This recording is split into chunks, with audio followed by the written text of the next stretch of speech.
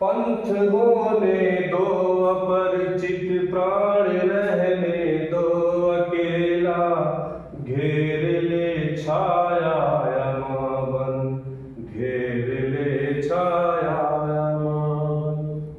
आज का जल अश्रुओं में रिमझिमाने गिर गया, पंथ होने दो अपरिचित, प्राण रहने दो अकेला।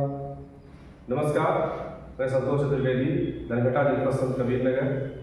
आज इस वीडियो में यूपी बोर्ड 12वीं के काव्यखंड का दीप शिखा जो गीत के नाम से महादेवी वर्मा की रचना है, और ये बहुत ही प्यारी रचना है।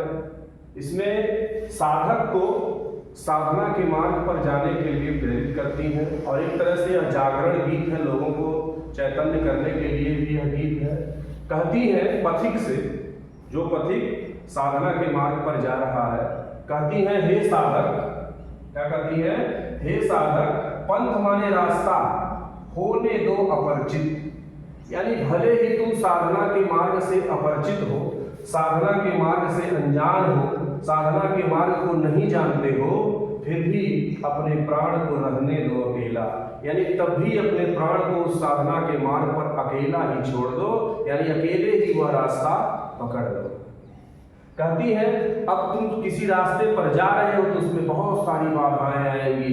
कहती है घेर ले छाया अमावन, यानी अमावस्या की छाया, अमावस्या में घनी छाया मतलब घना अंधकार रहता है, तो कहती है कि भले ही तुम्हारी ही छाया जो है, तुम्हारी ही परछाया, जिसको परछाई कहते हैं, भले ही तुम्हारी परछाई अमावस्या की काली छाया बन करके तुम्हारे सामने घना अंधकार कर दे। मतलब इसका कहने का उनका मतलब क्या है कि जिस तरह से आदमी की परछाई जो है उसका कभी साथ नहीं छोड़ती है, ठीक उसी प्रकार से यह मोह माया रूपी संसार ये कभी भी आपका साथ नहीं छोड़ेगा। लेकिन फिर भी तुम्हें साधना के मार्ग पर अग्रसर रहना है, साधना के मार्ग पर चलते रहना है। कहती है आगे, आज कज्जल अश्रुओं में, कज्जल माने होता है काजल लगी हुई आंखों में, आंसू बहने, यानी भले ही हमारी काजल लगी हुई सुंदर आंखें जो है वह आंसुओं से भर जाए, और रिमझिमाने यानी बरस पड़े, कैसे?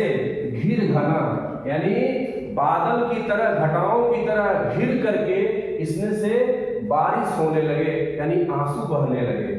फिर भी तुम्हें इस साधना के मार्ग से विचलित नहीं होना है। कहने का मतलब कितना भी कष्ट आए, लेकिन तुम्हें अपने इस जो तुम लक्ष्य बनाए हो अपने जीवन का, उस लक्ष्य से कभी भी डिगना नहीं है, हटना नहीं है।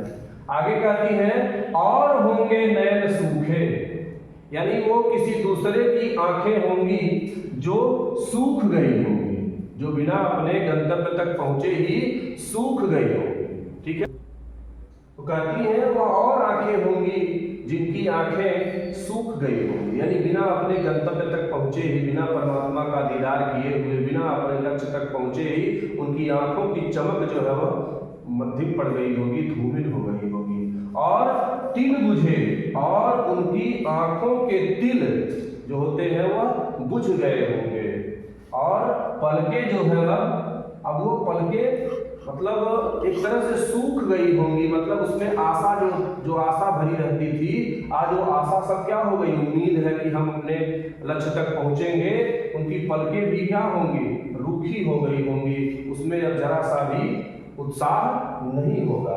लेकिन कहती है हमारी आंखें ऐसी नहीं है, आर्द्र चितवन में, यानी हमारी जो चितवन है, हमारी जो आंखें हैं हमेशा आर्द्र रहती हैं, गीली रहती हैं, यानी हमारी आंखों में हमेशा, गीले का मतलब यहाँ पे उत्साह से हुआ, यानी हमारी चितवन में, हमारी आंखों में हमेशा उत्साह भरा रहता है। क्यों? क्योंकि हमारे आंखों के जो दीपक हैं, हमारी आंखों की जो ज्योति है वह शत विद्युतों में, यानी सैकड़ों बिजलियों के साथ जलना सीख लिया है। यानी बिजली तूफान भी अगर आए, कड़कती कड़कती बिजली आए, तूफान आ जाए, उसमें भी हमारे आंखों के जो जीवन दीप है वह बुझने वाले नहीं है, उसमें भी यह खेलते हुए नजर आते होंगे। आगे कहती हैं अन्य होंगे चरण हारे, और है जो लौटते बेसूल को संकल्प सारे।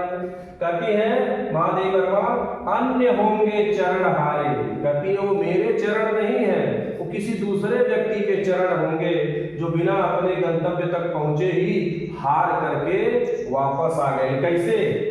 और है जो लौटते, यानी जो लौट आए हैं, वो हमारे, कहती है वो हमारे चरण नहीं है, वो किसी दूसरे के चरण है जो लौट आए होंगे। सूल माने होता है कांटा, और कांटा का मतलब होता है बाधा, यानी रास्ते में आने वाली बाधाओं को अपने सारे संकल्प, अपने सारे लक्ष्य जो है वह दे करके वापस आ गए होंगे। यानी कहने का मतलब हमारे चरण इस तरह के नहीं है कि जो एक बार अपने मार्ग पर निकल गए तो रास्ते में अगर बाधा आ जाए तो अपने सारे संकल्प उसी को दे करके वापस आ जाए। ठीक है।